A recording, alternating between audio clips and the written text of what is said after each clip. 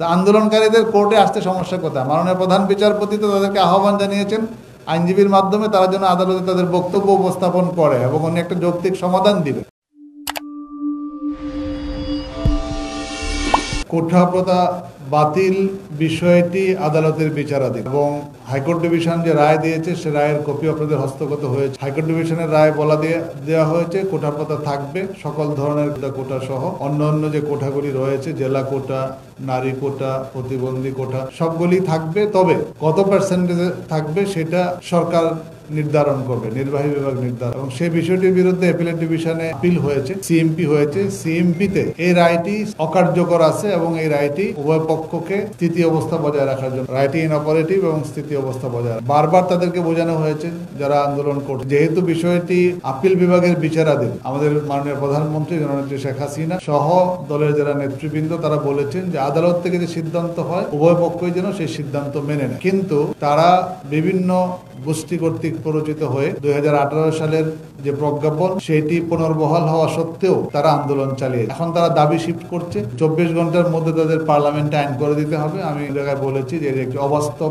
দাবি, কারণ এই বিষয়ে আইন হওয়ার মতো বিষয় এটি না, প্রজ্ঞাপন দিয়ে আর যখন বিচারাধীন একটি বিষয় আপিল বিভাগের তখন এই ব্যাপারে পার্লামেন্ট অথবা নির্বাহী বিভাগ কোনো পদক্ষেপ। কিন্তু তারা শুধুমাত্র আন্দোলনের স্বার্থে শৃঙ্খল আন্দোলনকারী তারা শাহবাগ সহ বিভিন্ন বিশ্ববিদ্যালয়ের ক্যাম্পাস আন্দোলন চালিয়ে যাচ্ছে। সবচেয়ে লজ্জাকর ঘৃণার কথা হচ্ছে যে গত পরশুদিন রাতে বিকালে মাননীয় প্রধানমন্ত্রী সংবাদ সম্মেলনে একটা ইকুয়েশন বলেছেন, একটা প্রশ্নের ভিত্তিতে, যে আপনার সামনে যদি মুক্তিযোদ্ধার সন্তান বা নাতি নাতনি থাকে আর সেই মহিতে যদি আরেকজন রাজাকারের সন্তান বা নাতি, তাহলে এবং মেধার প্রশ্নে উনি জাস্ট বলেছেন যে মুক্তিযোদ্ধা আর মুক্তিযোদ্ধারাই মেধাবী অথবা মুক্তিযোদ্ধাকে বেছে নি, মুক্তিযোদ্ধার সন্তানকে বেছে নি, আমি কি রাজাকারকে বেছে নিব? এই উত্তর বলার সাথে সাথেই তারা রাত্রে ফেটে পড়েছে এবং তারা মাননীয় প্রধানমন্ত্রীকেও অশালীন ভাষায় কথা বলেছে মাননীয় প্রধানমন্ত্রী সম্পর্কে। সেই সাথে তারা নিজেদেরকে তুই কে আমি কে নিজেদেরকে রাজাকার বলে তারা রাজাকার হিসেবে এখন আন্দোলনটিকে চালিয়ে তো আপনারা জানেন যে স্বাধীনতার পক্ষের শক্তি যারা, মুক্তিযোদ্ধাদের সন্তান যারা এবং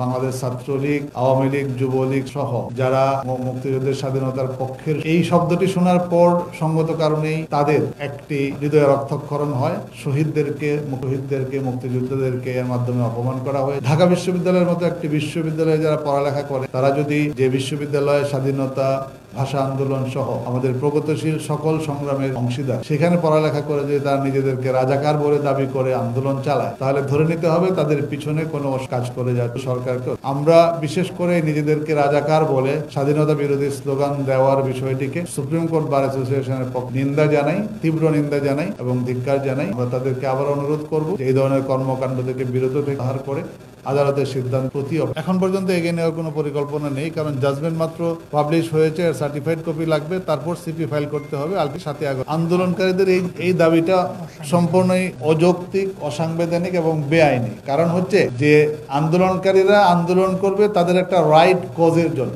তাদের একটা বৈধ দাবির বা একটি যৌক্তিক দাবির, যে দাবিটা তারা করছে যে একটি মামলা যখন অ্যাপিলেট ডিভিশনে বিচারাধীন, তারা আবার যুক্তিও দিচ্ছে যে সমস্ত কোটা প্রথা তো আর বিচারাধীন না, বিচারাধীন হচ্ছে 18 সালের প্রজ্ঞাপনটি বিচারাধীন, সমস্ত কোটা প্রথা তো বিচারাধীন না। এটা একটা ভুল ব্যাখ্যা, ভ্রান্ত ব্যাখ্যা তারা পেয়েছে কারো কাছ থেকে অথবা তারা নিজেরাই দিন। কারণ যেহেতু সমস্ত কোটা প্রথাটাই বাতিল করে আবার সমস্ত কোটা প্রথাটাকে রিভাইভ করেছে হাইকোর্টের জাজমেন্ট, সুতরাং এটাকে এক্সামিন করতে হলে অ্যাপিলেট ডিভিশনকে এক্সামিন করতে, আদালতের কার্যধারা বা প্রসিডিংস তো তাদের জন্য বাদ দেওয়ার কোনো সুযোগ নেই, বরঞ্চ আদালতের কার্যধারা এবং প্রসিডিংসের জন্য তারা তাদের আন্দোলন বাড়িতে রাখার যথেষ্ট সুযোগ রয়েছে। আর তারা যেটা বলছে নির্বাহী বিভাগ, তারা কিন্তু এই দাবিতে এখন নাই। গতকাল পর্যন্ত তারা বলেছে 24 ঘন্টার মধ্যে পার্লামেন্টে তাদেরকে আইন করে। আপনারাও জানেন, আমি বলেছি যে এই বিষয়টি আইন প্রণয়নের কোনো বিষয় না, এটি হলো প্রজ্ঞাপনের বিষয় এবং যদি আদালতের সিদ্ধান্তের পর নির্বাহী বিভাগ যখন করবে প্রজ্ঞাপনের মাধ্যমে করবে। তাদের অযৌক্তিক দাবি, এটা অসাংবিধানিক দাবি, এটা মেনে নেওয়ার এইটা পলিসিগত সিদ্ধান্ত রাষ্ট্রপক্ষ আপিল প্রত্যাহার করবে বলে আমার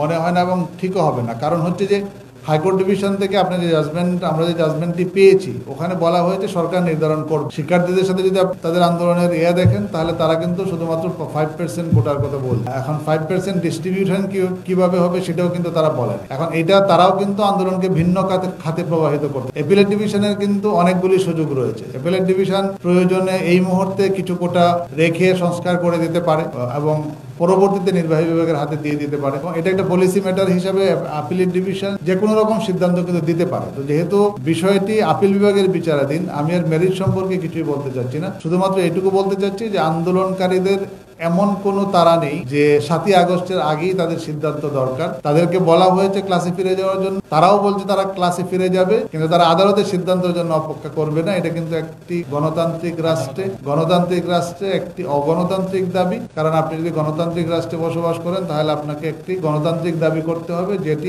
আইন এবং সংবিধান সম্মত। এখন আদালতের রায় আপনি মানবেন না, আদালতের প্রতি আপনার আস্থা নেই, আদালতে আসবেন না, এইটা বলাটাই তো একটা বড়, হাইকোর্টের রায়টি যেহেতু আপিল বিভাগে, আমি রায়ের খুব মেরিটে ঢুকছি না, বাট হাইকোর্টের রায়ের যে যুক্তি, ডেফিনেটলি যুক্তি। এইটা স্লোগান এবং কন্ডাক্ট থেকে আপনারা বুঝতে পারবেন কারা প্ররোচনা দিচ্ছে, সুনির্দিষ্ট করে বলার কিছুই নেই। নাম্বার 1। নাম্বার 2, প্রথম প্রশ্ন যেটা করেছেন যে কালকে রাতে যে ঘটনা ঘটেছে সেটা কিন্তু ছাত্রলীগ করেছে, আমরা এরকমটি পাইনি। আপনাদের টিভিতে রিপোর্ট হয়েছে যে দুই পক্ষের মধ্যে মারামারি হয়েছে। সুতরাং যারা উচ্ছৃঙ্খলভাবে আন্দোলন করার মুভমেন্টে আছে, আপনি যদি ইকুয়েশন ধরেন তাহলে তাদের কর্তৃকই আক্রমণ শুরু হয়েছে, কারণ তারা যাই বলা হচ্ছে সেটাতেই তারা প্রতিক্রিয়া দিচ্ছে। ইভেন মাননীয় প্রধানমন্ত্রী একটা শব্দ মুখ থেকে উচ্চারণ করেছেন, সেটা প্রত্যাহার করতে হবে, না করলে রাস্তাঘাট অবরোধ করবে, সবই করে যায়। তো আপনি শুধুমাত্র ছাত্রলীগের সামনে টেনে আনছেন। ঠিক আছে, দুই পক্ষ যেটা করেছে, আমি মারামারি করুক এটা আমি কখনোই সমর্থন করব না।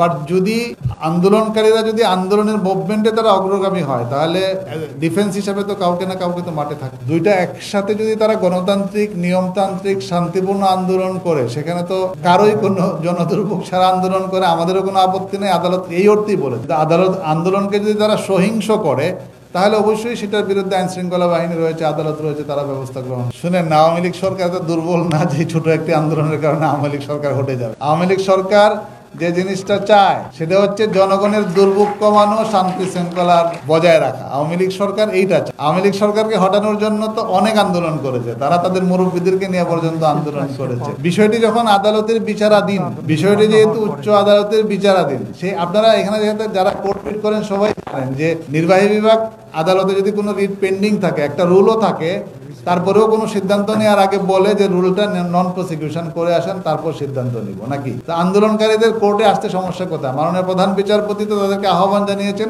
আইনজীবীর মাধ্যমে, তারা যেন আদালতে তাদের বক্তব্য উপস্থাপন করে এবং উনি একটা যৌক্তিক সমাধান দিবে। সেটা তারা যা একটি বিচারাধীন বিষয় নিয়ে আপনি কেন আন্দোলন করবেন? আন্দোলন করাটাই তো আদালত অবমাননা, এই বোধটাও তাদের হওয়া। আর মেধা আর অমেধা নিয়ে তারা যে প্রসঙ্গগুলি আনতেছে, রাজাকার এবং মুক্তিযোদ্ধার সন্তান, যেভাবে আপনারা দেখেন যে আন্দোলনের মূল উদ্দেশ্যটাই হচ্ছে মুক্তিযোদ্ধা কোটা নিয়ে, এবং যখন এটা নিয়ে কথা বলা হচ্ছে তারা যেভাবে ইকুয়েশন করতে যাচ্ছে যে মেধা কোটায় যারা চাকরি পাচ্ছে তারা মেধাবী না, মুক্তিযোদ্ধার সন্তানরা মেধাবী না, এটা অত্যন্ত অপমানজনক এবং অযৌক্তিক একটা কথা। কারণ তাদেরকে তো প্রিলিমিনারি পরীক্ষা অ্যাটেন্ড করতে হচ্ছে, তাদেরকে রিটেন পরীক্ষায়, তাদেরকে ভাইভা পরীক্ষায় অ্যাটেন্ড হওয়ার পর তারপর কোটা প্রথা প্রয়োগ করা হচ্ছে। এবং আমি স্ট্যাটিস্টিকটা বিভিন্ন জায়গায় বলেছি যে কোটা প্রথা থাকা সত্ত্বেও কিন্তু সর্বোচ্চ 12% একবার হয়েছিল মুক্তিযোদ্ধা সন্তানদের, আর বাকি সবসময় 4, 5, 6 এরকম পার্সেন্ট, গড়ে 8.5% পেয়েছে। সবগুলি বিবেচনা করে আদালত সিদ্ধান্ত দিবে।